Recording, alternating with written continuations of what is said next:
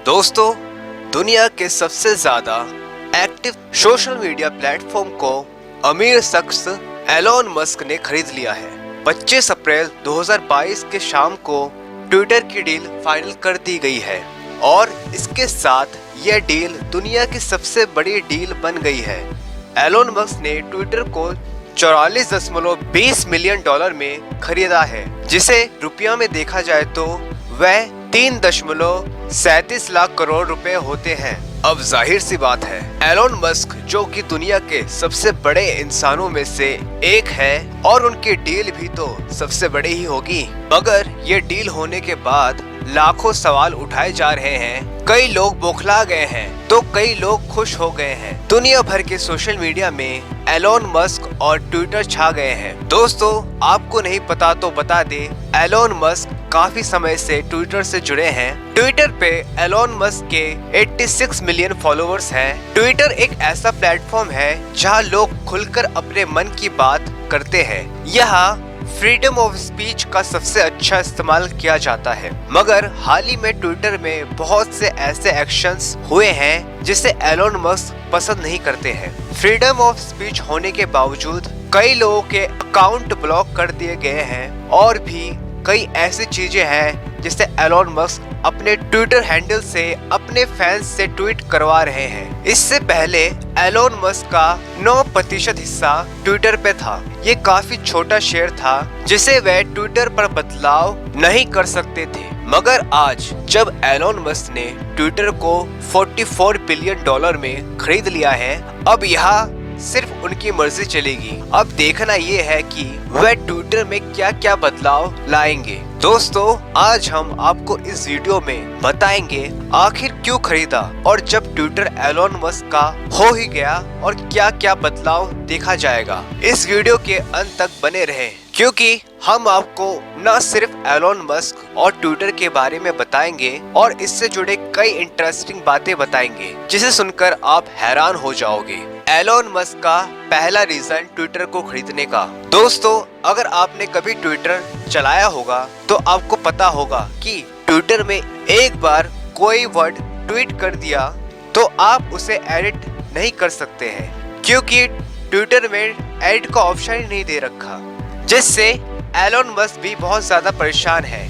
जिसे देखते हुए उन्होंने 25 अप्रैल 2022 के शाम को एलोन मस्क ने एक ट्वीट किया जिसमें उन्होंने अपने फैंस से यस और नो में पूछा कि आप ट्विटर पर एडिट का ऑप्शन चाहते हैं, जिसमें से ज्यादातर लोगों ने यस को वोट किया। एलोन मस्क हमेशा से ही ट्विटर में अपने अलग तरह के पोस्ट से फेमस रहे हैं। यस और नो का स्पेलिंग भी गलत लिखा था ताकि वह अपने फैंस को उन्हें एडिट का ऑप्शन चाहिए कि नहीं। एलोन मस्क का सेकंड रीजन ये था, ट्विटर में बदलाव होने के लिए एलोन मस्क पहले से ही सवाल पूछ रहे हैं। 24 मार्च को उन्होंने एक ट्वीट करके ये पूछा था कि ट्विटर में एल्गोरिदम का ओपन सोर्स होना चाहिए या नहीं। इस पे वोटिंग करवाई थी, जिसमें उनके सवाल के जवाब में करीब लाखों लोगों ने, उनमें से लगभग 82.7% लोगों ने इसका समर्थन किया। 17.3 लोगों ने ना में जवाब दिया, जो इसका समर्थन नहीं करते थे।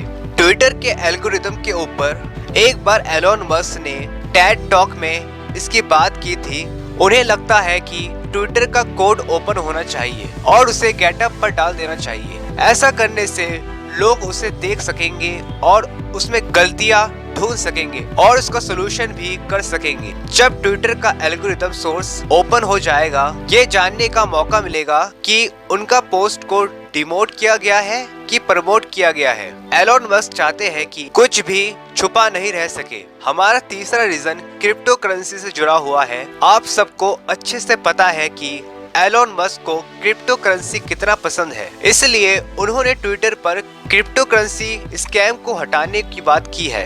अगर आपको इन दोनों के रिलेशनशिप के बारे में नहीं पता तो हम आपको इसके बारे में बताते हैं। इन्होंने क्रिप्टो करेंसी 2009 में खरीदने में कोई इंटरेस्ट नहीं दिखाया था। अचानक से 11 साल बाद 2021 के जनवरी को एलोन मस्क ने अनाउंस किया कि टेस्ला ने बिटकॉइंस खरीद लिया है, जिनकी कीमत 1.5 बिलियन डॉलर है। तभी से दुनिया को एक छत मिल गई है जहां से सभी लोग इन्वेस्ट करने लगे हैं और क्रिप्टो करेंसी की दुनिया में भीड़ होने लगी है। क्रिप्टो करेंसी पर विश्वास एलोन मस्क ने ही दिलाया था, मगर इस बात का फायदा कई स्कैमर्स ने उठाया, वो भी ट्विटर की मदद से। दरअसल ट्विटर में स्कैम करने के लिए एलोन मस्क का फेक अकाउंट बनाया और उनके नाम पर कई लोगों को लूटा गया। 2020 में यह खबर भी आई थी कि एलोन मस्क का अकाउंट हैक हो गया है क्योंकि लोगों के साथ फ्रॉड किया जा रहा है। जनवरी 2022 को इससे एलोन मस्क को ट्वीट आई जिसमें उन्होंने